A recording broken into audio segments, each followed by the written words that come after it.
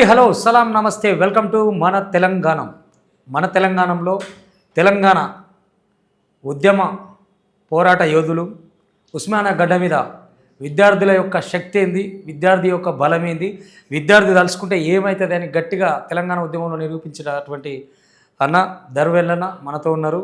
ఇక దర్వెల్లన్న అంటే మీకు ముందుగా గుర్తొచ్చే పాట తెలుసు కదా, వీరులారా వందనం, అదొకటేనా, ఇంకా చాలా పాటలు ఉన్నాయి. అవన్నీ చాలా పాటలు మాటలు చాలా మంచి ముచ్చట్లు మాట్లాడుకుందాం. ఒకసారి అన్న నమస్తే. నమస్తే అన్న. నమస్తే రమేష్. వెల్కమ్ టు మన తెలంగాణ అన్న. ఎట్లున్నారు? ఫైన్ అన్న. రాజకీయ ప్రయాణం, ఇంకో దిక్కు ఉద్యమాలు, ఇంకో దిక్కు ఇటు కళకు కూడా రాయటం, కళాకారులు అంటే సాహిత్యం వైపు కూడా మీరు ఉన్నారు కాబట్టి పూర్తిగా చాలా విషయాలు మాట్లాడదామని పిలిచిన. ఎస్ అన్న, ప్రధానంగా అంటే మీరంటే గుర్తొచ్చే పాట నాకు వీరులారా వందనం. అవునన్నా. కానీ నాకు నచ్చే పాట ఒకటి ఉంటుంది, అది స్టార్ట్ చేసుకొని మనం దానికి వెళ్దాం. కేసీఆర్ దీక్ష విరమించినప్పుడు ఖమ్మంలో నిమ్మరసం కోసం మీరు రాసిన పాట ఒక్కసారి తెలంగాణ మాగాణంలో వినిపిస్తే విందామని. మేము ఎత్తి పట్టలేదు ఏ రంగు జెండా, చేశాము మా వంతు పోరు న్యాయంగా, మార్చుకున్న ఊర రాజకీయంగా, నీ అరదినం దీక్షతో విద్యార్థి లోకము మద్దతుగా రాలేదురా, నీ నిమ్మరసము నీళ్ళ కక్కుర్తి తరువాతే లొల్లిస్రువయ్యిందిరా, తెలంగాణ దేవడము నీ వల్ల కాదని యువతరము గదిలిందిరా, ఉస్మానియా ఉక్కు పిడికిలెత్తినాక ఢిల్లీ దిగి వచ్చిందిరా, నీ అరదినం దీక్షతో విద్యార్థి లోకము మద్దతుగా రాలేదురా, నీ నిమ్మరసము నీళ్ళ కక్కుర్తి తరువాతే లొల్లిస్రువయ్యిందిరా, దిమ్మ తిరిగి నిమ్మరసము దాగినాక దీక్ష సురువయ్యిందిరా. తెలంగాణ రాష్ట్రం కోసం జరిగినటువంటి 60 సంవత్సరాల సుదీర్ఘ పోరాటంలో కేసీఆర్ సచ్చుడో తెలంగాణ వచ్చుడో అన్నటువంటి ఒక నినాదము ఏదైతే ఉందో అది నిజంగానే తెలంగాణ ఉద్యమానికి చివరి దశ ఉద్యమంగా మారింది. కేసీఆర్ సచ్చుడో తెలంగాణ వచ్చుడో అనే దాంట్లో కేసీఆర్ సావలే కానీ తెలంగాణ వచ్చింది.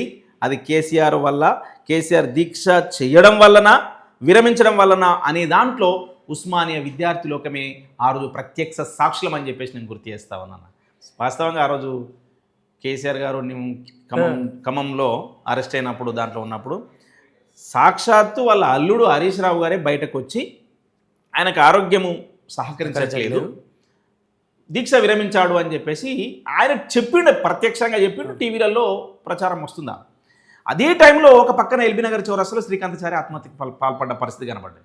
అంటే మా బ్రతుకులేమో శవాలు కావాలి, మేము జావాలి, మేము ఏమైనా కావాలి, మీరు మాత్రము ఒక 2 రోజులు కూడా దీక్ష చేయకపోతే ఎట్లా అన్నటువంటి బాధతోటి మేము ఆ రోజు ఉస్మానియా సిటీలో నీళ్ళు పోసి చల్లార్చుకుంటూ కడుపుని ఇక్కడ మంటలు రగిలినాయి. పరిస్థితులు ఆ పరిస్థితుల దృష్ట్యా అంటే మెయిన్ ఇక్కడ కేసీఆర్ మీద కోపమో ఇంకోల మీద కానీ కాదు, ఇక్కడ తెలంగాణ ఉద్యమ జ్వాల చల్లారిపోతుంది. ఇలా 60 సంవత్సరాల ఉద్యమం అనేది ఎంతమంది బిడ్డలు, 369 మంది బిడ్డలు చనిపోయారు ఆ రోజు. ఇలా తెలంగాణ ఉద్యమంలో ఈ రాజకీయ పాత్ర ఎప్పటికప్పుడు స్వార్థపూరితంగా ఉన్నందువల్లనే కదా ఇన్ని సంవత్సరాలు జరుపుకుంటూ వస్తుంది. కాబట్టి రాజకీయ పార్టీలకు అతీతంగా ఒక ఉద్యమం ఉండాలని చెప్పేసి భావించినాం కాబట్టే ఆ రోజు మేము ముందు వరుసలోకి వచ్చినాము. ఆ రోజు కేసీఆర్ శవయాత్రలు తీస్తున్న టైంలో మాకు మొట్టమొదటిసారిగా గద్దరన్న మాకు మద్దతు పలికి విద్యార్థి లోకానికి, విద్యార్థి ఉద్యమానికి నేను అండగా ఉంటా అని చెప్పేసి ఆ రోజు ప్రకటించడము. యావత్ తర్వాత ప్రజా సంఘాలు వచ్చినాయి, విద్యార్థి జేఏసీ ముందు వర్షం నిలబడ్డది. ఇక తర్వాత మీరు అంతా చూసి చరిత్ర నేను చూసిందనా. ఎస్, అవును. అంటే దర్వెల్లన్న సూటిగా నాయకుడా గాయకుడా, ఇటు సాహితీ రంగం కళారంగం వైపు ఎందుకుంటున్నట్టు, అటు నాయక రంగం వైపు ఎందుకుంటున్నట్టు? వాస్తవంగా గాయకుడు నాయకుడు అయితే ప్రమాదం ఏముంది, కాకూడదా? ఇప్పుడు నేనేమంటున్నానంటే గాయకుడు, నేను ప్రొఫెషనల్గా ఒక కళా బృందంతో ప్రొఫెషనల్గా కార్యక్రమాలు రెగ్యులర్గా చేయకపోవచ్చు, ప్రొఫెషనల్ కళాకారుని కాదు. కానీ నిజంగానే ఈ సమాజంలో జరుగుతున్నటువంటి అణిచివేతల నుండి ఒక ధిక్కార స్వరంలాగా కళారూపాలన్నీ వృత్తులు చేసుకున్నటువంటి ఏదైతే వృత్తుల వారిగా ఉన్నటువంటి కళలు ఉన్నాయో ఆ కళాకారులు నేను మొన్ననే డిసెంబర్ 20వ తారీఖు జరిగిందన్న, మేము డిసెంబర్ 20వ తారీఖు రోజు సిద్దిపేట కాలేజీలో దరువు కళాబృందం అనేటువంటి కళాబృందాన్ని ప్రారంభించినాం. అది ప్రారంభించిన దాని నేపథ్యము, దాని వెనుక ఉన్నటువంటి చరిత్ర ఏంటంటే వీళ్ళందరి సంచార జాతులు, ఈ కళలు, ఆడుకునే కళలు, ఈ బుచ్చపొల కళ ఇట్లా ఉంటున్నాయి. ఇవి కాదు, ఇవి అడుక్కునే కళలు కావు, ఈ సమాజానికి పట్టిన తుప్పును కడుక్కునే కళలు అని చెప్పేసి ఒక స్లోగన్ తోటి దరువు కళా బృందం స్టార్ట్ చేసినాం. Okay. అట్లా ఆ సాంస్కృతిక వేదిక నుంచి అక్కడ నుంచి యూనివర్సిటీకి రావడము, యూనివర్సిటీలో కూడా దరువు సాంస్కృతిక వేదిక నుంచి ఎన్నో కార్యక్రమాలు చేసినాం. ఇప్పుడు ఆ సంస్థ ద్వారానే మీకు దరువు అనేది ఇంటి పేరు ఎగ్జాక్ట్లీ అన్న, దరువు కళా బృందం, ఆ దరువు నుంచే దరువేలనగా పేరు వచ్చింది. వాస్తవంగా నా ఇంటి పేరు దరువు ఎవరికి తెలియదు. కాదు, నా ఇంటి పేరు బొడ్డు. Okay. మా ఇంటి పేరు, మా నాయన పేరు బొడ్డు లింగయ్య, మా అవ్వ బొడ్డు నరసవ్వ. సో నేను 6 సంతానంలో నేను చిన్నవాడిని. నా పేరు బొడ్డు ఎల్లయ్యనే, బొడ్డు ఎల్లయ్యనే. కానీ దరువు అనే సంస్థను నేను స్థాపించి నిర్విరామంగా కార్యక్రమాలు చేయడం ద్వారా ఒక సాంస్కృతిక ఉద్యమాన్ని, మహత్తరమైన ఉద్యమాన్ని నిర్మాణం చేయడం ద్వారా నాకు ఆ పేరు వచ్చింది. ఉట్టిగానే పేరు రాదన్న, ఎంత కష్టపడితే ఆ పేరు వస్తుందో మనం అర్థం చేసుకోవచ్చు. అట్లా దరువు ఎల్లన్నగా నా పేరు మారింది. ఎస్, మొన్న 32 గంటల పాటల కార్యక్రమం ఒకటి జరిగింది. దానికి గెస్ట్గా పోయినప్పుడు అవును, కళాకారుల తరపున మాట్లాడుతూ మీకు సంబంధం లేని రసమైన మీరు అనటం ద్వారా సంబంధం ఎందుకు లేదు? ఎట్లా ఆయనకు నీకు సంబంధం? ఎందుకు సంబంధం ఉండదన్నా? తెలంగాణలో ఉన్నటువంటి ప్రతి అంశంతో నాకు సంబంధం ఉంటుంది. ఎందుకంటే తెలంగాణ నాది, తెలంగాణ నేను కొట్లాడి తెచ్చుకున్న తెలంగాణ ఇది. నాది ఇన్ ద సెన్స్ నా విద్యార్థి లోకానిది, నా ఉద్యమకారులది, నా అమరవీరుల కుటుంబాలది తెలంగాణ. ఇది నాకు సంబంధం లేదు అనడం ఎట్లా అంటారు మీరు? ఈ తెలంగాణ గడ్డ మీద ఏ స్వరాష్ట్రం కోసమైతే కొట్లాడినామో, ఏ స్వరాష్ట్రం కోసమైతే కళాకారులు కాళ్ళ గజ్జలు కట్టి డప్పు సంకనేసుకొని ఊరూరా గోసి గుంగళేసి తిరిగిరో, ఆ కళాకారులకు న్యాయం జరగనప్పుడు వాళ్ళు ఇప్పటికి కూడా తెలంగాణ రాకముందు కొట్లాడి ఆటలు పాటలు వాడినటువంటి కళాకారులు నిరుద్యోగ కళాకారుగా రోడ్ల మీద ఉండి దుఃఖాలు దుందామని చేసుకోవాలన్న వాళ్ళు పాపం. ఏం పాపం చేసిన వాళ్ళు? ఓ దరువు కళా బృందం నుండి ఇవ్వవు, ఒక అంతర్ప్రణాలతో పనిచేసిన వాళ్ళకు ఉద్యోగాలు ఇవ్వవు, ఓ నీర్నల కిషోర్తో పనిచేస్తే ఉద్యోగాలు ఇవ్వవు. ఏది పెత్తనమేది నీ పోకడేది నాకు అర్థం కాదు. అందుకనే ఆ రోజు వాళ్ళు నేర్నల కిషోర్ ఆధ్వర్యంలో పాటల పల్లకి ప్రోగ్రాం సుందర విజ్ఞాన కేంద్రం పెట్టి చాలామంది కళాకారులు వచ్చారు, దాంట్లో ఉన్నారు. అవును, బాధేసింది వాళ్ళని చూస్తే. సరే, కళాకార సారథి అనేదే కళాకారులకు సంబంధించిన ఉద్యోగాలు కల్పించేది. ఎవరికి ఇచ్చినావు అంటున్నావు ఉద్యోగాలు? ఏ కళాకారునికి ఇచ్చినావు? ఇలా ఎంతోమంది కవులు కళాకారులు తెలంగాణ కోసం గజ్జగట్టి పాడారు కదా. నిజమైన ఉద్యమ కళాకారులకు కాకుండా నువ్వు ఎవరికి ఇచ్చినావు అని చెప్పేసి రీసెంట్గా నేను బరాబర్ ప్రశ్నిస్తాం కదా. రసమయ్య గారిని ఇంటర్వ్యూ చేయడం జరిగింది రీసెంట్గా. ఆయన అన్నది ఏంటంటే, నేను ఉన్నప్పుడు నన్ను అడగాలి, నేను లేనప్పుడు కూడా నన్ను తిట్టతందుకే ఈ ప్రోగ్రాంలు ఎందుకు పెట్టుకుంటారు, ఏంటి నేను చేసిన మిస్టేక్ అని అంటున్నాను. నువ్వు చిన్న మిస్టేక్ కాదు, చాలా పెద్ద మిస్టేక్ చేసినావు. ఎందుకంటే నీకు అధికారం ఇచ్చిన అధికారం నీ చేతిలో ఉన్నన్ని రోజులు చీమల కంటే పురుగుల కంటే అధ్వానంగా చూసిన కళాకారులని నేను స్వయంగా ఆ సారథిలో పనిచేస్తున్న కళాకారులు చెప్పినటువంటి అంశాలను చెప్తా ఉన్నా. ఎందుకంటే నా పిల్లలు అంటున్నాడు మన ఎక్కడ పిల్లలు వాళ్ళందరినీ భయభ్రాంతులకు గురి చేసిన రసమయ్య బాలకృష్ణ గారు. ఎంతమందిని ఇబ్బంది పెట్టిండు, ఎంతమంది జీతాలు ఆపిండు, ఎంతమందిని సుదూరాలకు ట్రాన్స్ఫర్ చేసి వాళ్ళ ఉన్న జాగా వేరుంటుంది. వీడు ఇక్కడ ఈ సిద్దిపేటలో ఉన్న వాళ్ళు ఉంటే ఆదిలాబాద్లో వేయాలి, ఆదిలాబాద్ ఉంటే కరీంనగర్ ఎక్కడన్నా చేస్తారు. అట్లా కళాకారు జీతాల బచ్చార్జీలకు సరిపో వాళ్ళకి ఇచ్చే జీతం. ఇట్లా మార్చింది మీరు రసమయ్య బాలకృష్ణ కాదా? ఇలా నేను ఎంతమంది పేరని చెప్పాలి, దాంట్లో ఎంతమందిని ఇబ్బంది పెట్టినావు నువ్వు నిర్దాక్షిణ్యంగా కావాల్సుకొని బుర్ర సతీష్ను కావాల్సుకొని ట్రాన్స్ఫర్లు చేసి ఆయనను ఎటు కాకుండా చేసిన పరిస్థితి ఇది కాదా? మిట్టపల్లి సురేందర్కు జీతం ఆపి నానా టార్చర్ పెట్టింది నువ్వు కాదా? ఈ మన తేలు విజయను జీతాలు ఇవ్వకుండా, ఉద్యోగమే ఇవ్వకుండా నానా రభస పెట్టి చాలా రోజులు ఆపింది నువ్వు కాదా? ఎంతమందికి ఇట్లా ఎంతమంది పేరు చెప్పాలా? వాళ్ళందరూ వచ్చి చెప్తారా? నువ్వు చెప్తావు, ఆయన ఎదురుగా ఉంటుంది ఎవరు? రసమయ్య ఉంటుంది. నేను ఇదంతా ఎదురు కాకపోతే ఏమవుతుంది? ఇది ఆయనకి వినబడదా, వాళ్ళకి వినబడదా? నేనేమంటున్నా అంటే, సారథిలో ఇట్లా చాలామందిని ఇబ్బంది పెట్టిండు. వాళ్ళ పరిస్థితులను చూసి మేము బాధపడ్డాం, వాళ్ళకి ఎట్లైనా అండగా నిలబడాలని చెప్పేసి అనుకున్నాం. కానీ నేనేమంటున్నా, నీకు ఒక అవకాశం వచ్చినప్పుడు ఒక పవర్లో ఉన్నావు, ఎమ్మెల్యే అయినావు, సాంస్కృతిక సారథికి చైర్మన్ అయినావు, ఏం చేయాలి? నిజమైన కళాకారులకు అందరికీ ఉద్యోగాలు ఇవ్వాలి. అంతర్పూర్ నాగరాజు మూలకున్నాడా? ఆయన నీ ముందటనే ఆట గోసి గొంగడేసి ఆటలు ఆడిండు కదా. అవును, మరి ఆయనకి ఎందుకే ఉద్యోగం నాకు అర్థం కాదు. ఆయనకి ఎందుకు ఇవ్వాలి చెప్పు ఒకసారి, సూటిగా సమానం చెప్పు. రేపు పెట్టు, నాగరాజు నన్ను తీసుకొచ్చి ఇంటర్వ్యూ పెట్టు. ఆయనకు ఉద్యోగం ఎందుకు ఇవ్వలే, ఎందుకు టార్చర్ పెట్టిండు ఆయనను, ఏం జరిగింది? ఆయన కళాకారుడు కాదా? ఏ అర్హతకు సరిపోడు ఆయన? ధూమ్ధామ్లో ఆయన లేకపోతే నీ ధూమ్ధామ్ ఎక్కడిది? నేను విన్నా, ఇలా మీరు ప్రస్తావన చెప్తారు కాబట్టి చెప్పిన ఆ ఇంటర్వ్యూ విన్నా. ఆయన చాలా పిసపిస మాట్లాడాడు. నాకు ఎందుకో ఆయన రసమయ్య కాదు పిసమయ్య అనిపిస్తుంది. అదేంది అంతే మరిగా పిసపిస మాట్లాడితే ఆయన చేసిన ఉద్యమం నేను దాని గురించి అనట్లే, ఆయన చాలా ఓవర్గా మాట్లాడాడు. నేనేమంటున్నా అంటే, ఉద్యమం అంతా ఆయన నడిపించినట్టు, మొత్తం ఎవరు పాట రాసినా కూడా ఆయన ఉండి రాయించినట్టు. నీవు లేకముందే తెలంగాణ గడ్డ మీద ఒక అందెస్త్రీ, నువ్వు రాకముందే ఒక జయరాజు, నువ్వు రాకముందే ఒక గోరటెంకన్న, వీళ్ళందరి పాటలు ఉన్నాయి కదా. ఈయన ఏం చెప్తాడు? నేను వచ్చిన తర్వాత వాళ్ళందరూ పాటలు రాసిరు, నేను వచ్చిన తర్వాత వాళ్ళ వేదికలకు దొరికినాయి, తెలంగాణ సమాజానికి తెలవడమే నా ద్వారా తెలిసి అన్నట్టుగా చెప్తా ఉంటాడు. ధూమ్ధామ్ వరకే చెప్తున్నాడు ఆయన. అంటే ధూమ్ధామ్ అనే వేదిక మీదకి నేను పట్టుకొచ్చిన వీళ్ళందరినీ. నీ ధూమ్ధాము ఎప్పటిది ధూమ్ధామ్ నీది? నీ ధూమ్ధామ్ దేనికోసం ఏర్పాటు చేసింది? నువ్వు ఉస్మానియా విద్యార్థి లోకాన్ని వీరులార వందనం పాటను తక్కువ చేసి మాట్లాడము చాలా సీరియస్గా ఉంటుంది. వీరులార వందనం అంటే యావత్ తెలంగాణ ఉద్యమాన్ని నడిపించినటువంటి పాట, అదొక మహత్తరమైనటువంటి గేయం. ఆ గేయాన్ని పట్టుకొని చులకనగా మాట్లాడతావా? దొరవేలన్న రాసింది వాని చూసి విని చూసి రాయలే. దొరవేలన్న పాట రాసింది 369 మంది బిడ్డలు చనిపోతే ఆ బిడ్డల మీద ప్రత్యేకమైనటువంటి గుర్తింపు కోసము వాళ్ళ త్యాగాన్ని ఎత్తిపట్టాలని చెప్పేసి రాసుకున్నటువంటి పాట. నేను రాసిన తర్వాతనే ఈ పాటను చూసి మిగతా వాళ్ళు రాసిరు, వాళ్ళని చూసి నేను రాయలే. ఆయనకు కనీసం మినిమం నాలెడ్జ్ ఉంటే కదా ఆయనకు. ఏమున్నా కానీ ఆయన ఏది చెప్తే అది నడవాలని చెప్పేసి ఇప్పటిదాకా ఆయన ఫ్రస్ట్రేషన్లో పదవి పోయింది, 2 సార్లు అనుభవించుండు, ఏది చెప్తే అది నడిచింది, ఇప్పుడు పదవి పోయింది, ఏం చెప్పానో అర్థం కావట్లే, పిస ఏది పడితే అది ఉరుతా ఉన్నాడు. నేనేమంటున్నా అంటే ఇది చులకనగా మాట్లాడడం అనేది ఆయన ఇప్పటికైనా మానుకోవాలి. ఏ కళాకారుడు ఒక్కసారి ఆయన చేసినని నిజమైతే, ఆయన చేసినని వాస్తవాలైతే, ఆయన ద్వారా ఉద్యోగాలు పొందినము, అయ్యో రసమైన మాకు అందరికి ఉద్యోగాలు ఇప్పిస్తున్నారు, ఏ కొంతమందితో ఎవరితో వేరేటోతో అనిపించమని మరి దాంట్లో సారథిలో ఉన్నటువంటి ఉద్యోగాలు నిజంగా కళాకారులు, నేను నిజమైన కళాకారులకు ఉద్యోగాలు ఇప్పించినా వీళ్ళకి ఎవరిని ఇబ్బంది పెట్టలే అని అంటున్నాడు కదా.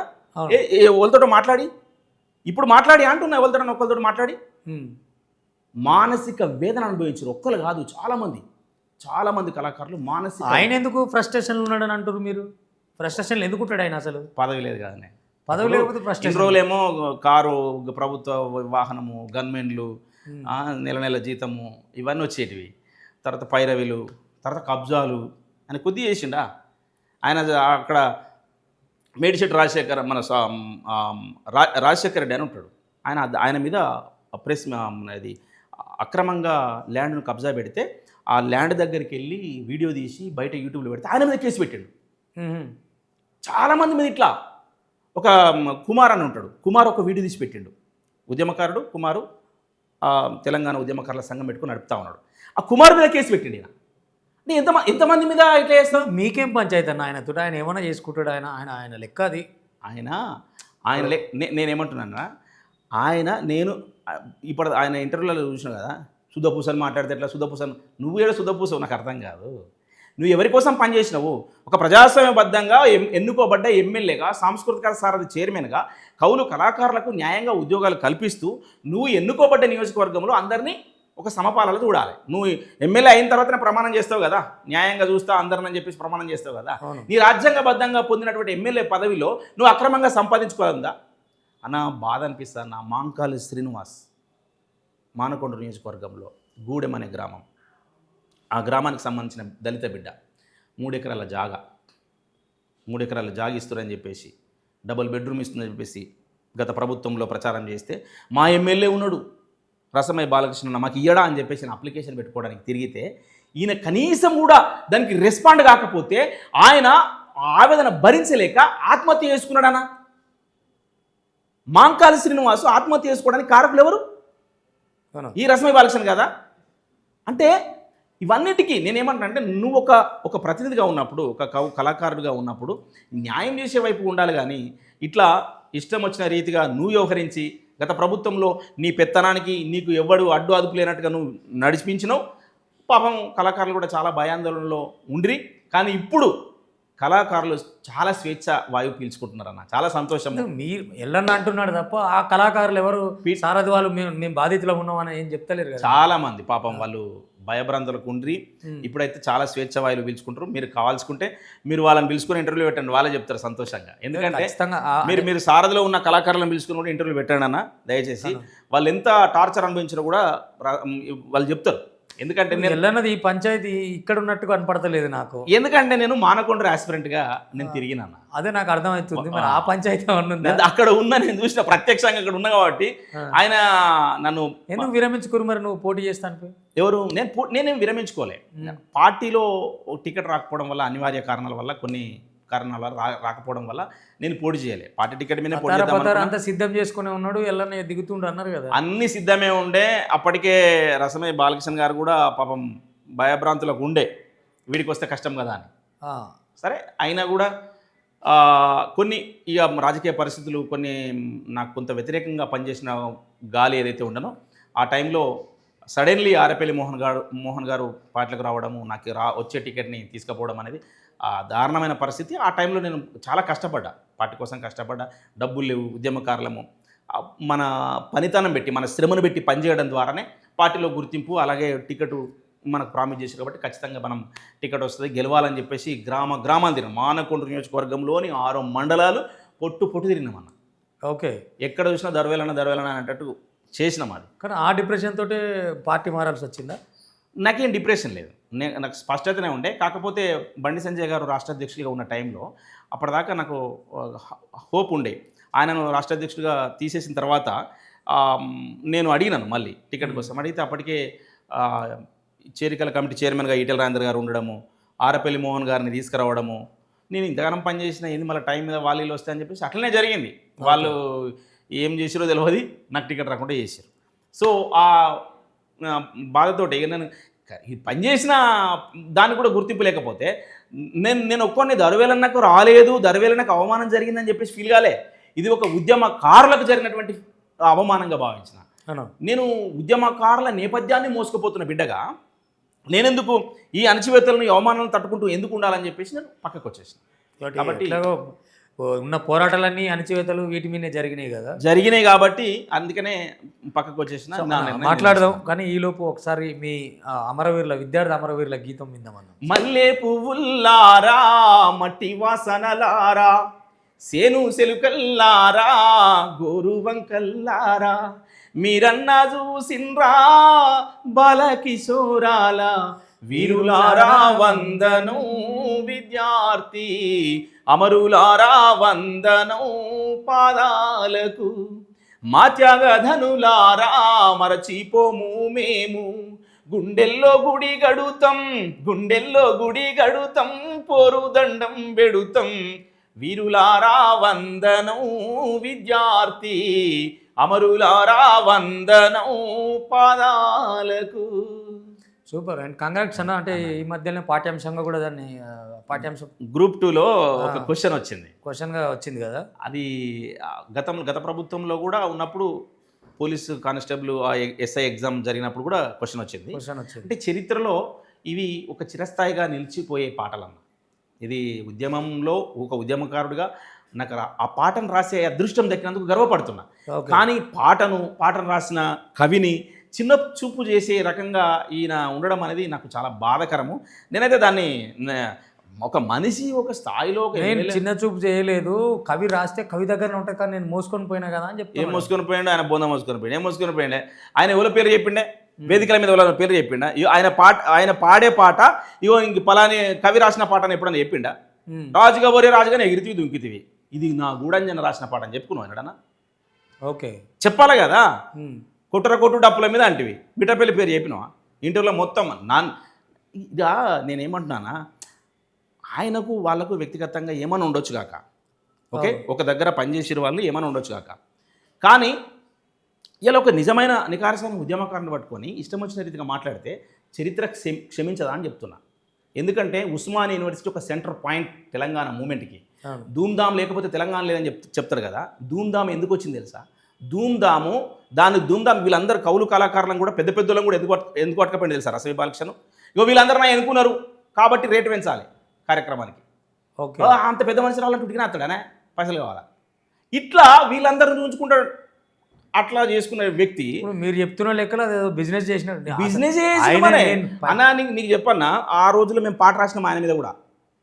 అమ్మా సూడు తెలంగాణమా, అంగట్లో బతుకు ఆగమాగమా, అనువనువున గాయాల గేయమా, పల్లెకొక్కడు గల్లీకొక్కడు ఢిల్లీ దాకా వెళ్ళేనొక్కడు, ఎక్కడ చూసిన నీ కోసమే ఎత్తుకులాడుతున్నామని ముందట ఏడుపు ముఖం పెట్టి ముల్లే కట్టుకుంటున్నారు. అమ్మాసుడు ఓ తల్లి సుడు, గతారొచ్చినట్టు పల్లెలు గాలిగా వారైతుంటే, గతారొచ్చినట్టు పల్లెలు గాలిగా వారైతుంటే, ధూమ్ధామని దుంకావట్టిరి సంబారాలు చెయ్యవట్టిరి అమ్మాసుడు.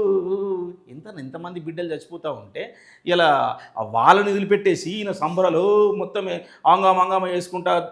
ఏందన్నా అది నాకు అర్థం కాదు.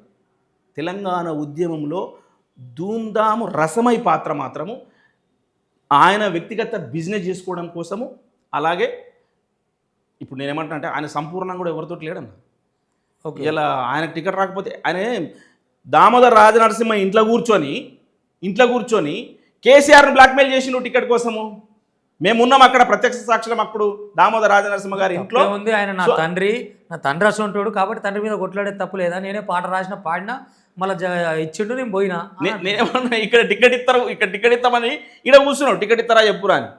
ఇది అక్కడ సమాచారం జరవేసుకున్నాడు. ఊరిని అమ్మ టికెట్ చెప్పితే అటు పోయేటట్టున్నాడు అని చెప్పేసి. బ్లాక్మెయిల్ నువ్వు చేసినావు కదా. ఒక పార్టీ దగ్గర ఉండి ఇంకో పార్టీ, మేము అట్లా లేం కదా. నువ్వు ఎట్లా మాట్లాడుతావు ఇష్టం వచ్చినట్టుగా? లేదు, రసమయ్య ఏమంటాడు, నీ కార్స్గా ఒకటే పార్టీలు ఉన్నా, నేను ఇంకో పార్టీ వైపు ఓలే. మరి దామోదర నరసింహ గారి ఇంట్లో ఆ రోజు ఎందుకు కూర్చున్నావు? ఒక పార్టీలో ఉంటే మరి ఆయన బీఆర్ఎస్ కాదు కదా, ఆయన కేసీఆర్ తోటి లేడుగా దామోదర నరసింహ గారు ఇప్పుడు కూడా. దామోదర నరసింహ గారి ఇంట్లో ఎందుకు ఉన్నావు నువ్వు ఆ రోజు? 2014 టైంలో ఎలక్షన్ టైంలో టికెట్ కోసం నువ్వు ఎందుకు ఉన్నవాడా? నీకు టికెట్ రాకపోతే మీరు ప్లేట్ ఫిరాయించి బయటకు వచ్చి నువ్వు ధూమ్ధామాన్ని పెట్టి మళ్ళా రివర్స్ ధూమ్ధాం పెట్టలే. ఇదే కేసీఆర్ మీద వ్యతిరేకంగా లింగమా అని నేను నమ్ముకుంటే లంగవై పోతివిర లింగం అనుకుంటే కేసీఆర్ కూడా బాలే వాడినా బరాబరే అంటున్నాడు కదా. మరి ఇవన్నీ బ్లాక్మెయిల్ పార్టీ మీద నేను కొట్టలేన తప్పేమున్నది అంటున్నాడు. అది నువ్వు చేసిన అన్ని కూడా కరెక్ట్ అవుతాయి, ఎదురు చేస్తే తప్పు అవుతాయి. నువ్వు చేసిన అన్ని తప్పులే, ఫస్ట్ నువ్వు ఒప్పుకో. కాబట్టి రసమై బాలకృష్ణ గారు తన జీవితంలో నువ్వు ఏదో మొన్న చెప్తుండే అని నేను ఒక్కటేనే, ఆయన ఒక్క పాట నాన్న ఉన్నదా అని రాసింది. నాకు ఇంతవరకు అయితే తెలియదు. దయచేసి ఎవరన్నా మీరు తెలిసి నేను అడగలేదు, అడగాలి. ఎందుకంటే ఆయన ఇన్ని వేదికలు చేసిన అంటుండు కదా, కనీసం ఒక పాట చెప్పమను. ఏదో ఒక పాట వాళ్ళని చూసి వీళ్ళని చూసి రాసినట్టుండు. చాలా జాగ్రత్తగా మాట్లాడారు రసమై బాలకృష్ణ గారు. వందలాది పాటలు రాసిన ఈ తెలంగాణ ఉద్యమంలో, దళిత బహుజన గేయాలు వందలాది పాటలు రాసిన. అందరివి వాడినే అంటున్నాడు కదా. పాడిండి ఆయన, మంది పాటలు పట్టుకొని పాడిండి ఆయన. ఆయన పాట ఒక్కట్లేదు కదా, గాయకుని పని అదే కదా. అప్పుడు ఏం చేయాలి? నేను గాయకుని మాత్రమే చెప్పాలి. కవులను గౌరవించే సంస్కృతి ఆయన దగ్గర ఉండాలి. కవులను గౌరవించకుండా ఏ పాట వాడినా కూడా నీదే వాడినట్టుగా నువ్వే గొప్ప చెప్పుకుంటే కష్టం కదా. ఇట్లా నేనేమంటున్నా అంటే తెలంగాణలో యావత్ కవులను గౌరవించే సంస్కృతి ఒక కళాకారుడుగా నీకు లేకపోగా, మొన్న ఏమంటాడు, సరే అది ఆయన వ్యక్తిగతం, నేను ఆయన ఏమంటారు ఆయన దానికి వదిలిపెడతా. అందశ్రీని ఇమిటేట్ చేసుకుంటాం. ఆయనకు తిండి లేకుంటే మా ఇంట్లోకి వచ్చి ఏంది అది నాకు అర్థం కాదు. ఒక రాష్ట్ర గీతాన్ని అందించినటువంటి ఒక మహాకవి, ఒక సహజ కవిని పట్టుకొని అంతా హేళనగా మాట్లాడతారా? జయ జయ హే తెలంగాణ లేకపోతే తెలంగాణ ఉద్యమంలో జయ జయ హే తెలంగాణ ప్రతి స్కూల్లో వాడుకున్నాం కదా. ఆ రోజు వీర్లార వందనం పాట ఎట్లా వాడుకున్నామో జయ జయ హే తెలంగాణ కూడా అట్లే వాడుకున్నాం కదా. జయ జయ హే తెలంగాణ పాట రాసిన రచయితను కూడా నువ్వు అప్పుడే అట్లుండే ఇట్లుండే మొత్తం ఓ అని చెప్పేసి అందశ్రీని కూడా నువ్వు అవహేళన చేయడం ఎంతవరకు కరెక్ట్? అంటే కవులను ఈయన నా బాధల్లా కవులను కించపరిచే సంస్కృతి నీ దగ్గర ఉన్నది, అది నాకు నచ్చట్లేదు. ఓకే, నువ్వు కళాకారుడు, నేను ఒప్పుకుంటా. కానీ కవిని గౌరవించే సంస్కృతి నీకు కూడా ఉండాలి కదా. ఆ కవిని గౌరవించే సంస్కృతి లేకుండా నువ్వే అన్ని చేసినా, నువ్వు లేకపోతే తెలంగాణ ఉద్యమమే లేదు. గతం నుంచి ఎప్పటి నుంచి చెప్పుకొస్తుండేనా? గతం నుంచి నీకు బెల్లి తక్కువ ఉన్నప్పటి నుంచి నేను చేసుకుంటూ వస్తున్నా, అప్పటి నుంచి చేసుకుంటూ వస్తున్నా అని చెప్తున్నాను. అప్పటి నుంచి ఈయనేం చేసుకుంటూ వస్తున్నానా? ఏం చేసిండు తెలంగాణ కోసం? తెలంగాణ ఉద్యమం ఎప్పుడైతే బలపడ్డదో అప్పుడు వచ్చిండినా. అవును, ఈయన కంటే ముందు కదా మేము ఉస్మాన్ యూనివర్సిటీలో 2004లో సభ పెట్టినాం. మేము దరువు జాతర పేరు మీద మేము వివిధ సాంస్కృతిక కార్యక్రమాలని ఠాగూర్ ఆడిటోరియం వేదికగా బ్రహ్మాండమైన సభను పెట్టినాం మేము. ఎప్పుడు ధూమ్ధాం ఎప్పటిది? మరి నేనంటే ఇలా ధూమ్ధాం నాది మొత్తం నేనే తురుముకాని అని అంటావు కదా. ఇదే ధూమ్ధాంకి పోస్టర్ కొట్టించింది ప్రస్తుత ముఖ్యమంత్రి రేవంత్ రెడ్డి గారు. కొట్టిలేదని ప్రమాణం చేస్తావు నువ్వు? కాదు, కొట్టిలేదని ప్రమాణం చేస్తావు నువ్వు పెట్టిన మొదటి ధూమ్ధాం ప్రోగ్రామ్కి మా రేవంత్ అనే పోస్టర్ కొట్టించిండు. మా రేవంత్ అన్న దగ్గరికి వచ్చి పోస్టర్ కొట్టించుకోపోయినావు. నువ్వు కాదంటావా? నువ్వు సినిమాలు తీసినావు. నువ్వు జిట్టా బాలకృష్ణారెడ్డి గారిని కనీసం ఒక్కరోజు గుర్తు చేసినావా? నీ సినిమాకు ఆయన హాల్ కావాలి, ఆయన ఫామ్ హౌస్ కావాలి, అక్కడికి షూటింగ్ తీసుకోవాలి. ఒక్కనాడు నాకు గుర్తించినావా? ఆయన పేరుని ఎన్నైనా పెట్టినావా? నీ సినిమాలో ఎక్కడైనా పెట్టినావా నాకు సహకరించిన నాయకుడు, నాకు సహకరించిన వ్యక్తి అని? కనీసం కృతజ్ఞత కూడా లేదు ఈయనకు. మూవీ ఆయన వ్యాపారం అది కాదు, వ్యాపారం చేసుకోనన్నా నేను కాదంటలేను. కానీ ఈయనకు సహకరించిన వాళ్ళని కూడా గుర్తుపెట్టుకోకుండా, కవులను కూడా గౌరవించకుండా, ఇలా మొన్న 9 మందికి అవార్డులు వచ్చినాయి. దాన్ని ఎంత చిన్న చూపుగా చూస్తాడు. కరెక్ట్ కాదు కదా. గత ప్రభుత్వంలో చేయలేంది ఈ ప్రభుత్వం చేసినందుకు గర్వించు. ఓకే నీకేమైనా బాధ ఉందేమో మరి అని చెప్పిండు కదా. మేము కూడా కాలోజీ అవార్డులు ఇచ్చినాము, ఆ అవార్డులు ఇచ్చినాము, ఈ అయిపోయా. మరి అవార్డులు ఇచ్చినప్పుడు మరి సంతోషపడితే అయిపోతుంది కదా. అబ్బా మేము ఇచ్చింది, నువ్వు ఇచ్చింది ఎంత ₹1,00,000, మరి ఇలా ఈ ప్రభుత్వం ₹1,00,00,000 ఇచ్చింది. అవును, ఒక ప్రభుత్వము ₹1,00,00,000 ఇచ్చింది. అప్పుడు నువ్వు ఇప్పలే ₹1,00,00,000 మరి వేరే వాళ్ళకి పోవద్దా, ఈయనకే రావాలి ₹1,00,00,000. నాకు వద్దంట కదా, వద్దన్నాడు కదా. ఎవరికి నేను అడిగినా మీకు ఇవ్వలేదని ఏమన్నా అక్కసా మరి? నేను ఈ ప్రభుత్వం గురించి అన్నా. గత ప్రభుత్వంలో ₹1,00,00,000 ఇవ్వాలంటే ఈయన ఫస్ట్ ఒప్పుకోవాలి కదా. ఓకే, ఈయన పర్మిషన్ కావాలి కదా. కౌలు కళాకారులకు ఇవ్వాలంటే ఈయన ఒప్పుకుంటేనే కదా మిగతాలకు ఇచ్చేది. ఇట్లా గత ప్రభుత్వంలో రసమై బాలకృష్ణ గారు చైర్మన్గా ఉన్నంతకాలం కౌలు కళాకారులు తన చెప్పు చేతులలో ఉండాలి. ఆయనకు తెలియకుండా యూట్యూబ్ ఛానళ్ళు పెట్టుకొని యూట్యూబ్ ఛానల్లో ఫేమస్ అవుతుంటే కూడా జీర్ణం చేసుకోలే. ఏమ్రా ఈ ఉద్యోగం ఈ డ్యూటీ చేయకుండా ఏమ్రా గవ్వెట్టుకుంటారు అని చెప్పేసి చాలామందిని తిట్టండి. ఇవన్నీ జరిగినాయి. అట్లా జీర్ణం చేసుకుని వాతావరణంలో ఉన్నటువంటి రసమై బాలకృష్ణ గారికి అదే సాంస్కృతిక సారథిలో చాలామంది ఒక్కరు అనట్లేదు, చాలామంది ఆయనకు వ్యతిరేకంగా పనిచేశారు. మొన్న రసమై బాలకృష్ణ గారు ఓడిపోవడంలో సాంస్కృతిక సారథిలో ఉన్న వాళ్ళ పాత్ర కూడా ఉన్నది. ఓకే, కాదనలేం. నేను ఎట్లాగూ నేను వ్యతిరేకంగానే పనిచేస్తాను రసమై బాలకృష్ణ గారికి. ఓకే ఓకే ఆయన వాడు వీడు అన్నాడు కానీ నేను రసమై బాలకృష్ణ గారే అంట. ఓకే, నాకు గౌరవం. నేను ఒక చదువుకున్నాను, PhD చేసిన, నేను డాక్టరేట్. మరి ఆయన ఏం చేసినా నాకు తెలియదు. కాబట్టి ఆయన నీచంగా మాట్లాడము, అవహేళనగా మాట్లాడము మానుకొని ఆ ఫ్రస్ట్రేషన్ నుంచి బయటపడి కొద్దిగా ప్రజలకు దగ్గరయ్యి గత ప్రభుత్వంలో సంపాదించుకున్న పైసలు అయితే ఉన్నాయి కదా, అక్రమంగా కూడా పెట్టుకున్న ఆస్తులు ఉన్నాయి కదా, అవి పాపం పేదలకు వీళ్ళకు న్యాయం చేసుకుంటే అదే ఏరియాలో ఇల్లు కట్టుకొని ఉన్నా కాబట్టి న్యాయం చేసుకుంటే తిరిగితే అయ్యో మా రసమే అన్న అని చెప్పేసి కొద్దిగా గౌరవం దక్కుతుంది. లేకపోతే ఆ మాత్రం కూడా గౌరవం అక్కడ నాకు కావాల్సిన గౌరవం ఉంది, నేను మళ్ళీ కూడా గెలుస్తా అనేది క్లారిటీగా చెప్తున్నాడు. సరే, అది ఆయన నమ్మకం. దరువేళ్ళని ఉన్న రోజులు రసమై బాలకృష్ణ గెలవడు, గుర్తుపెట్టుకోవే. నువ్వెట్లా 100%. ఎందుకంటే ఆయన కళాకారుల వ్యతిరేకి, ఆయన ప్రజాస్వామ్య వ్యతిరేకి, ఆయన కవుల వ్యతిరేకి, ఆయన దళితుల వ్యతిరేకి. ఎన్ని చెప్పాలి నేను? ఒక దళితుడు అప్లికేషన్ పెడితే కనీసం అప్లికేషన్ తీసుకోవడానికి అందుబాటులో లేడు. నీ వల్ల కదా నా మాంకాళి శ్రీనివాస దళిత బిడ్డ ఆత్మహత్య చేసుకున్నది. ఎవరికి న్యాయం చేసినావు? ఎమ్మెల్యే ఒక్కరి పని మీదనే ఉండడు కదన్న. అప్పుడు ఆ పరిస్థితులు ఏంటో ఏం కాదు, దాన్ని ఎట్లా చెప్తారు మీరు? నేను రాష్ట్రం అంతా నీ దగ్గరికి అసలేరు కదా. నీ నియోజకవర్గంలో వచ్చి నీ దగ్గరికి నీ నియోజకవర్గంలో ఉన్న సమస్యలను పరిష్కరించకుంటే ఎట్లా? నీకు ఓట్లేసి గెలిపించారు కదా అక్కడ. కాబట్టి నేను ఫస్ట్ చెప్పిన రసమై ఈ రాష్ట్రంలో ఓడిపోయే మొట్టమొదటి సీటు మానకొండ అని చెప్పిన, ఫస్ట్లోనే చెప్పిన నేను అన్నట్టే జరిగింది. సరే అన్న, ఇప్పుడు ప్రజెంట్ కాంగ్రెస్ పార్టీ సంవత్సరం పాలన దాటింది. ఏంటి మరి ఎల్లన్నకు ఏదైనా పదవి ఆశిస్తుండా?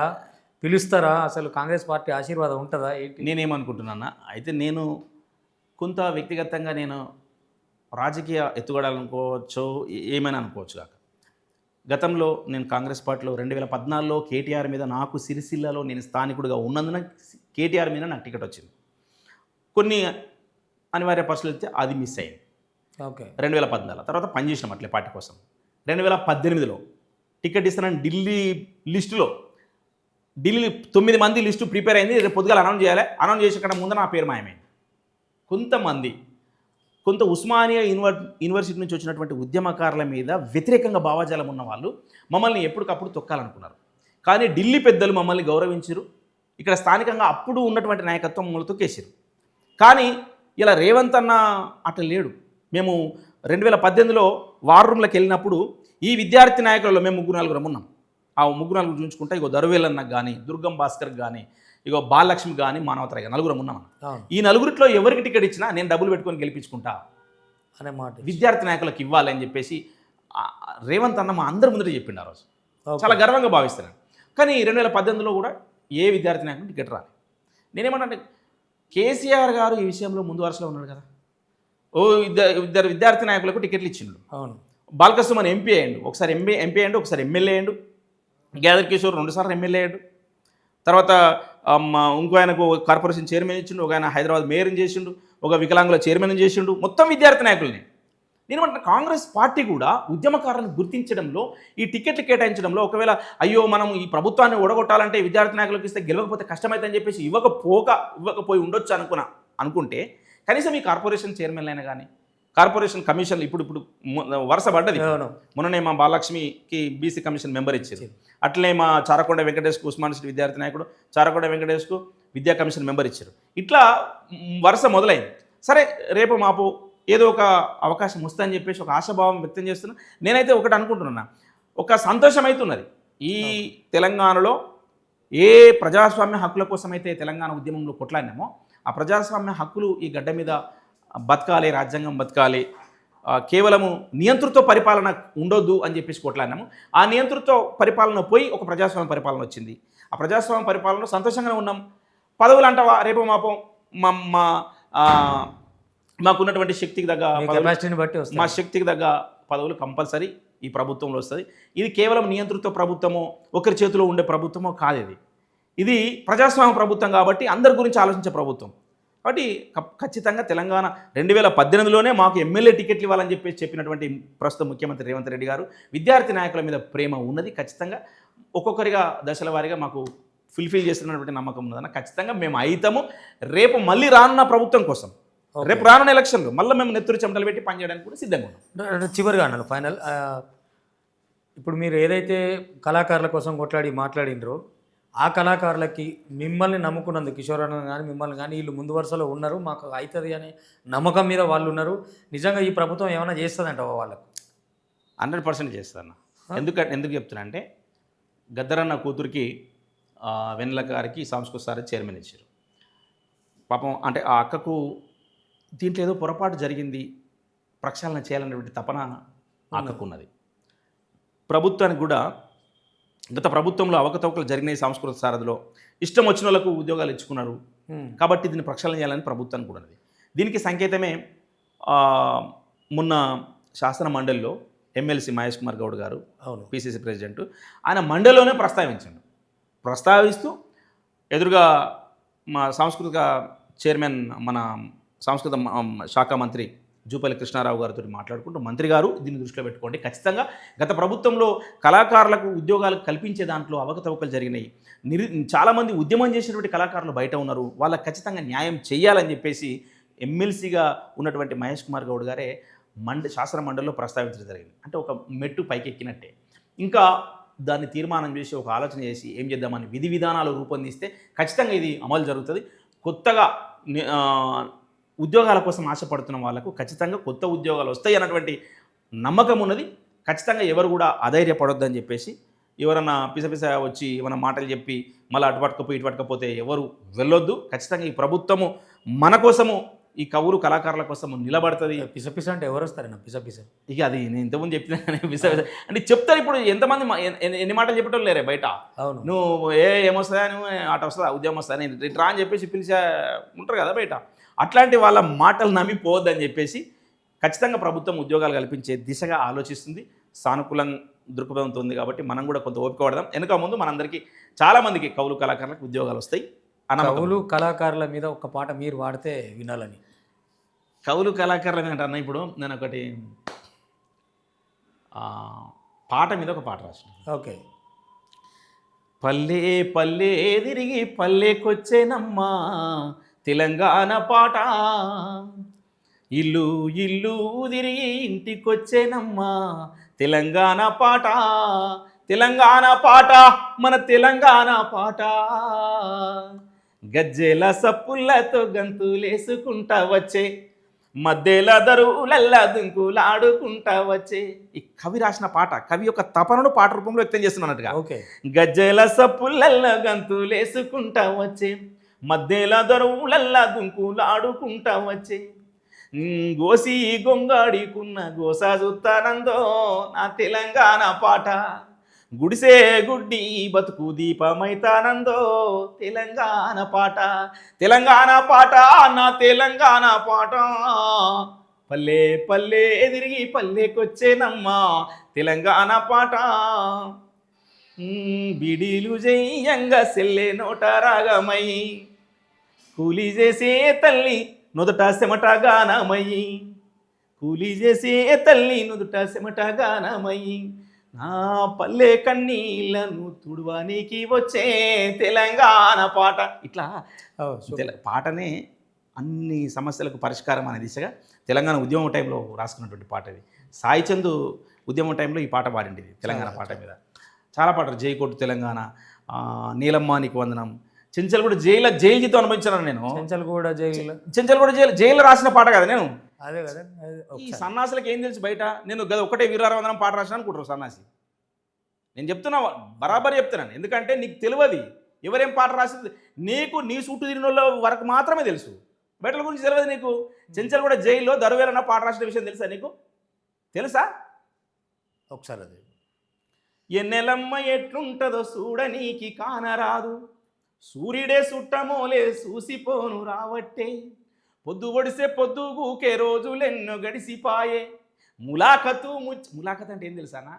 పిలుస్తారు రమేష్ అన్న చెంచల్ కూడా జైలు అనుకో, మనం చూడనీకి వస్తారు.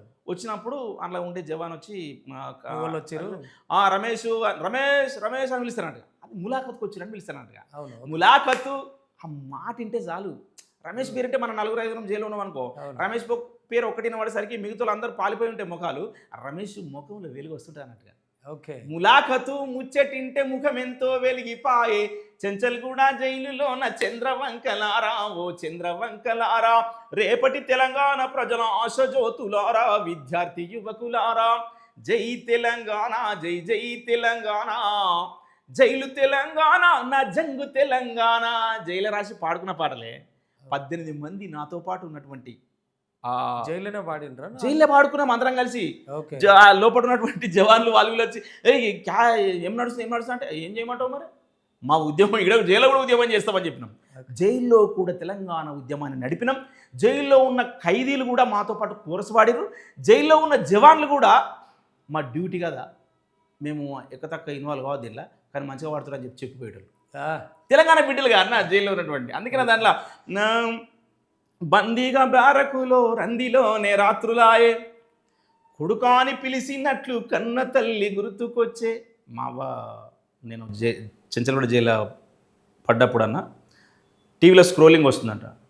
మా ఊళ్ళో యాదచంద్ర అనేటువంటి సేట్ ఉంటాడు సావుకారి, నరసవ్వ మీ కొడుకు జైల్లో పడ్డాడు, చెంచల్గూడ జైల్లో పడ్డాడు టీవీలో వస్తుంది, నీకు తెలుసా అంటే, అయ్యో సావుకారు నాకు తెలియదు అని చెప్పేసి అక్కడనే ఆ సావుకారు దగ్గర బస్ తీసుకొని వచ్చి బస్ ఎక్కి జూబ్లీ బస్ స్టేషన్ దిగి అక్కడ ఆటో తీసుకొని యూనివర్సిటీ నా కొడుకుంటాడు తీసుకురండి అని తీసుకుపో బిడ్డ అంటే, యూనివర్సిటీ తీసుకొస్తే అయ్యో నన్ను దరువేలన్న మా బిడ్డ అంటే, మా అవ్వను తీసుకొచ్చి నేను జైల్లో ఉన్నప్పుడు తీసుకొచ్చి మా ఇంటికి తీసుకొచ్చి 2 రోజులకు నేను తర్వాత జైలు నుంచి విడుదలైన తర్వాత బయటకు వచ్చి కలిసే నాకు అంటే గుర్తొస్తే చాలా బాధ అనిపిస్తాను.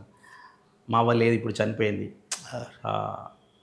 మా అమ్మ ఏం ఆశించింది, మా అవ్వ ఏం ఆశించింది, నా బిడ్డలు బాగుండాలి. మా అవ్వలాగానే తెలంగాణ అవ్వలందరూ కూడా కదా. నేను వీరలారవందనం పుస్తకాన్ని ఉస్మాన్ యూనివర్సిటీలో ఆవిష్కరిస్తున్నప్పుడు ఆ పుస్తకాన్ని మా అవ్వ చేతుల మీదనే ఆవిష్కరించిన. సూపర్. మా అవ్వ చేతుల మీద ఆవిష్కరిస్తున్నప్పుడు పక్కన గద్దరన్న వెంబటే కాళ్ళు మొక్కిండు మా అవ్వయ్య. అయ్యో వద్దన్నా అంటుంది. లేదురా, మీ అవ్వ అంటే మా అవ్వరా, మనందరి అవ్వరా, మనందరి తల్లిరా, మనందరి తెలంగాణ తల్లిరా. వీళ్ళకి ఏం తెలుసు, అమాయక తల్లిదండ్రులు మనందరం వదిలిపెట్టారు తెలంగాణ కోసం. బిడ్డ చెప్తారు, వాళ్ళు అడుగుతారు తెలంగాణ వస్తే ఏమొస్తుందో అని ఇంట్లో కానీ అడుగుతారు రా బిడ్డ, మనం చెప్పాలి రా అంటుండే గద్దరన్న. తెలంగాణ వచ్చినా కూడా అడిగినా గద్దరన్న, ఏం రా ఎల్లన్నా ఏమొచ్చింది రా మన ఇంట్లో అన్నాడు. నిజంగానే చెప్తా ఉన్నా, తెలంగాణ కోసం మహారాష్ట్రలో కష్టపడి త్యాగం చేసినటువంటి బిడ్డలు ఇలా రోడ్ల మీద ఉన్నారు. చాలామంది ఉద్యమకారులందరూ కూడా రోడ్ల మీద ఉన్నారు. అందుకనే ప్రభుత్వం రేవంత్ రెడ్డి గారి ఒక నిర్ణయం మేరకు గతంలో ఎలక్షన్ మేనిఫెస్టోలో పెట్టి ఉద్యమకారులందరికీ కూడా 250 గజాల జాగి ఇవ్వాలని చెప్పేసి, నివాస స్థలం ఇవ్వాలని చెప్పేసి మేనిఫెస్టోలో పెట్టారు. అది ఎంత గొప్ప మేనిఫెస్టో చైర్మన్ గారు శ్రీధర్ బాబు గారు కానీ, నేను ముఖ్యమంత్రి రేవంత్ రెడ్డి గారు కానీ ధన్యవాదాలు తెలియజేసుకుంటా ఉన్నాను. ఎందుకంటే ఉద్యమకారుల వైపు ఆలోచించాలి. అట్లా మా అమ్మాయి ఆదికి వచ్చినప్పుడు మేము చేసిన పోరాటం ఎవరి పరమైంది. అందుకనే గతమనం కదా, త్యాగాలు మనవైనాయి, భోగాలు ఇంకొకరికి అయినాయి. అవును, అది జరగొద్దు. ఈ గడ్డ మీద పోరాటం ఎప్పటికీ ఉంటుందన్న. దోపిడిదారుడు ఎప్పుడైనా ఉంటాడన్న. దోపిడిదారుకు వ్యతిరేకంగా ఎప్పుడైనా పోరాటం నడుస్తూనే ఉంటుంది. కానీ ఈ నేల మీద పుట్టినందుకు ఆ దోపిడిదారులకు వ్యతిరేకంగా కొట్లాడమే నిజమైన జీవితం. ఎక్కడున్న దోపిడిదారుడు ఏదో రూపంలో కనబడతాం, ఆ దోపిడిదారునికి వ్యతిరేకంగా కొట్లాడి ఒక నిజమైనటువంటి స్వేచ్ఛ కోసం, సమానత్వం కోసం కొట్లాడాలి. డాక్టర్ బాబాసాహెబ్ అంబేద్కర్ వారసుడిగా ఇలా మేము ఒకటే నమ్ముకున్నాం, స్వేచ్ఛ, సమానత్వం, సౌభ్రాతృత్వం అన్నట్టు ఒక నినాదం చెప్తాడు బాబాసాహెబ్ అంబేద్కర్. బోధించు, సమీకరించు, పోరాటం ఒక నినాదం చెప్తాడు. రాజ్యాంగాన్ని ఈ గడ్డ మీద సంరక్షించుకున్న రోజులే. బయట చాలామంది మాట్లాడతారు, ఇప్పుడు కేంద్రంలో పరిపాలకులు మాట్లాడుతూ ఉన్నారు, అంబేద్కర్ అంటారు. అంబేద్కర్కు బదులు దేవుణ్ణి యాడ్ చేసుకుంటే స్వర్గం పోతారని చెప్పేసి అంటారు అన్నవరన్నా. అవును, అట్లన్నందుకు ఊళ్ళోకి బడిలోకి రానివని అంబేద్కర్ బడిలోకి రానియకపోతే బయట కూర్చొని చదువుకున్నాడు కదా ఆ రోజు. అవును. ఆ ఇసుకలో అక్షరాలను రాసుకున్నాడు కదా అంబేద్కర్. సద్ది డబ్బాలు మైల పడతాయని లోపలికి రాని అని అంబేద్కర్ ఇలా పార్లమెంట్ ప్రతి సీట్లో కూడా అంబేద్కర్ బొమ్మ పెట్టినటువంటి పరిస్థితి వచ్చిందంటే ప్రతి సీట్లో అంబేద్కర్ ఉన్నాడు కదా అన్న. ఏం కావాలన్నా ఈ దేశానికి? అట్లా మీరు ఎక్కడ అణచివేయాలనుకుంటే అక్కడ ఒక ఉద్యమకారుడు వస్తాడు. ఆ అణచివేతల మధ్య నుంచి పుట్టినోడే దర్వేలన్న. ఉటికనే కాలే కదా అన్న. సీమాంధ్ర ప్రభుత్వం ఎన్ని కేసులు పెట్టినా 160 కేసులు ఉంటాయి నా మీద. 160 కేసులు ఉంటాయి నా మీద. చెంచల్గూడ చెర్లపల్లి జైలు జీవితాలు మా బిడ్డలు అనుభవించాలి.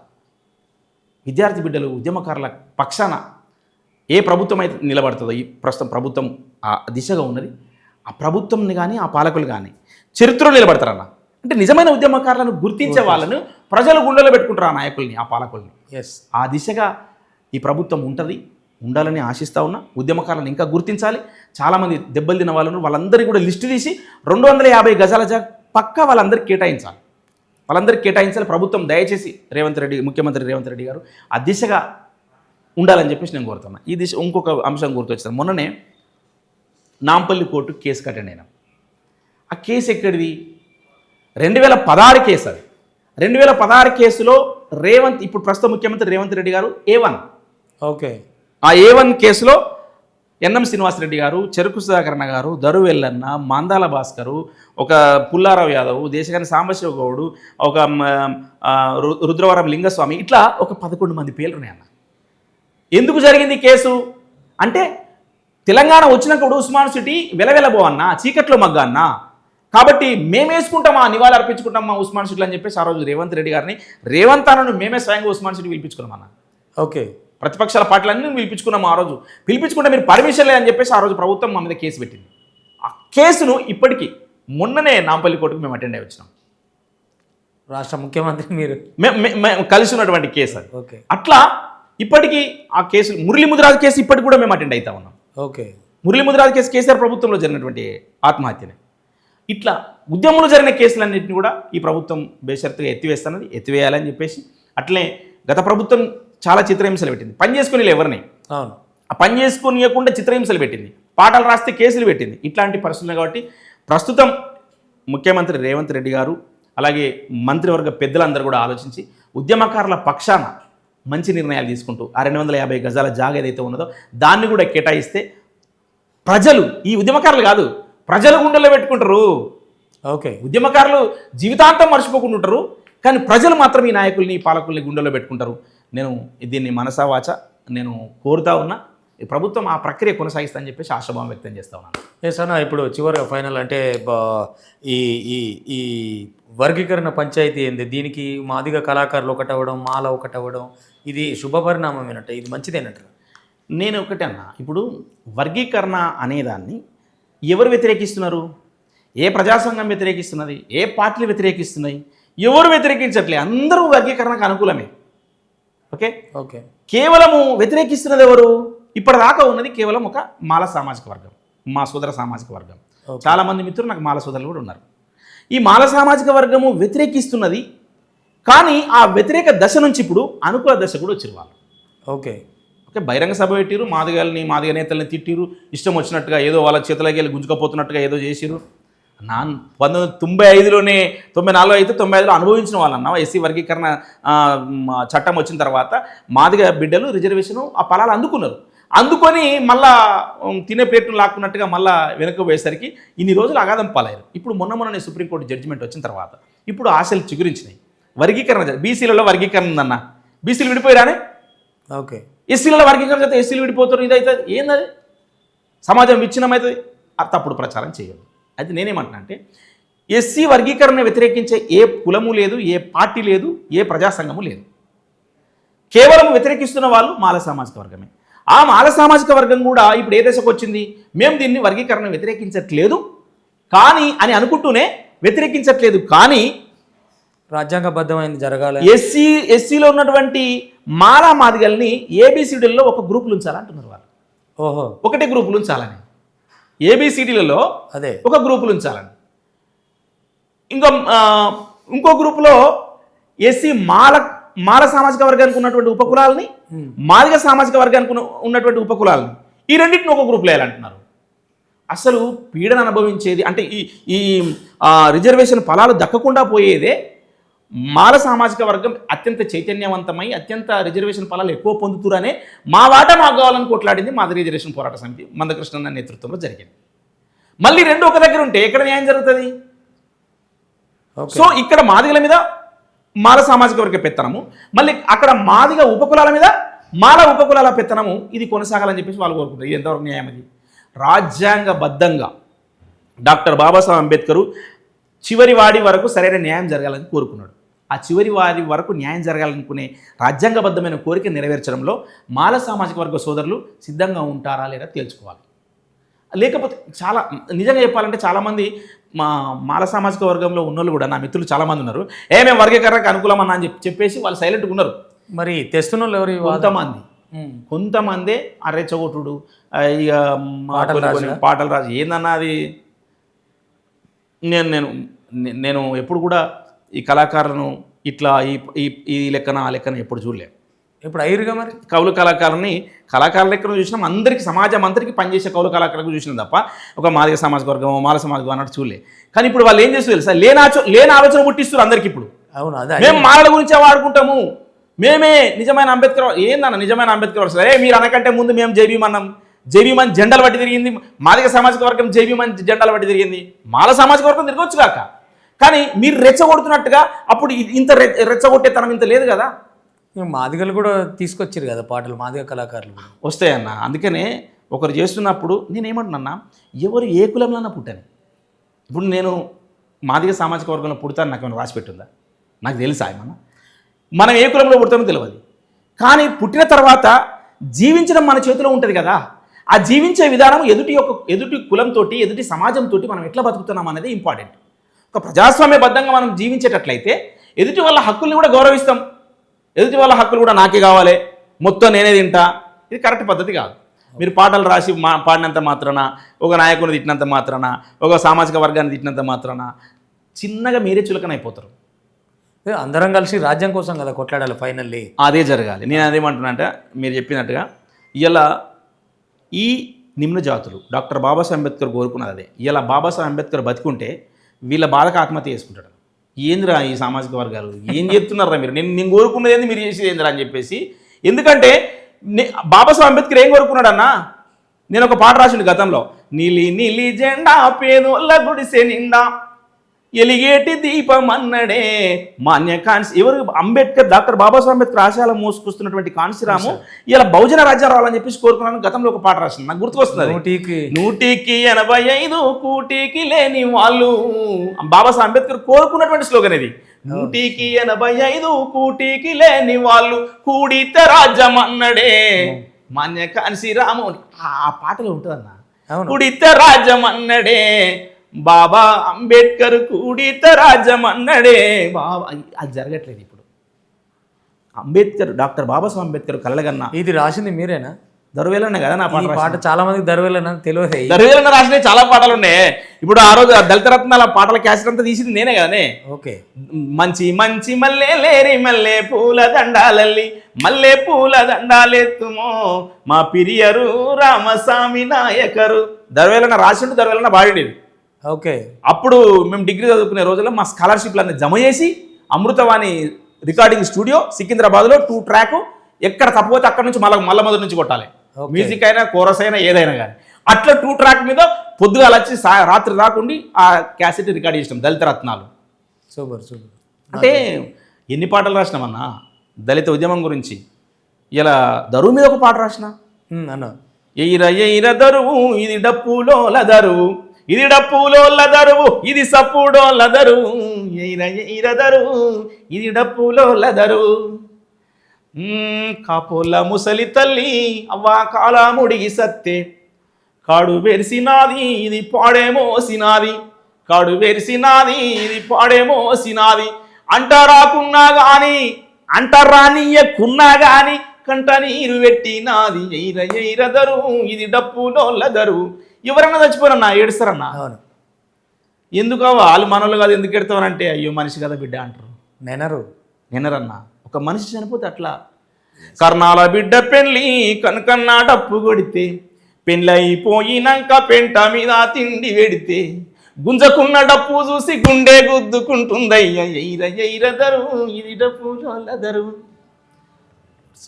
నిజంగా చాలా దుంకులాడెదరు ఇది దుమ్ము లేపెదరు లగ్గామైన చేత్తై ఇవి లడాయైన చేత్తై ఏ, లగ్గామైన చేత్తై ఇవి లడాయైన చేత్తై పెళ్లి డప్పు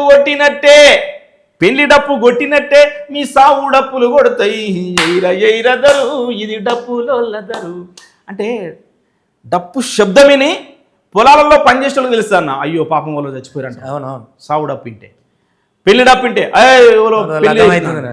పోషమ్మ డప్పుంటే ఎవరో పోషమ్మకి చెప్తారంటారు డప్పు సౌండ్ ఆ శబ్దంతో ఊర్లో ఏ కార్యక్రమం జరుగుతుందో చెప్తారు అవును అట్లా ఒక ఆదినాదం డప్పుదరు అన్న అట్లా చాలా పాటలు రాసినాం అన్న వందలాది పాటలు ఆ, సో అట్లా ఇప్పుడు లక్ష డప్పుల కార్యక్రమానికి పోతుండే వెళ్ళను అన్న ఇది ఒక జాతి విముక్తి పోరాటంలో వర్గీకరణ పోరాటం చివరి అంకంలో ఉన్న సందర్భంగా ఈ చివరి దశలో పార్టీలకు అతీతంగా మాదిగలందరూ డప్పు అంటే 1000 గొంతులు 1,00,000 డప్పులు 1000 గొంతుల కార్యక్రమానికి చాలామంది కథలు రావాలని చెప్పేసి ఆ కార్యక్రమంలో భాగస్వామ్యం అవుతున్నాను నేను కూడా జాతి బిడ్డగా ఆ కార్యక్రమంలో భాగస్వామ్యం అవుతున్నా ఖచ్చితంగా వర్గీకరణ నినాదాన్ని ఎవరు కూడా కాదనలేని సత్యాన్ని రాజ్యాంగబద్ధమైనటువంటి ఒక నిజమైన ఎజెండాను మోసుకుపోతున్నటువంటి బిడ్డగా ప్రజాస్వామికవాదులందరూ కూడా ఈ వర్గీకరణ ఉద్యమానికి మద్దతు తెలియజేయాలి పిడివాదం వద్దు ప్రజాస్వామ్యం వద్దు అని చెప్పేసి తెలియజేస్తాం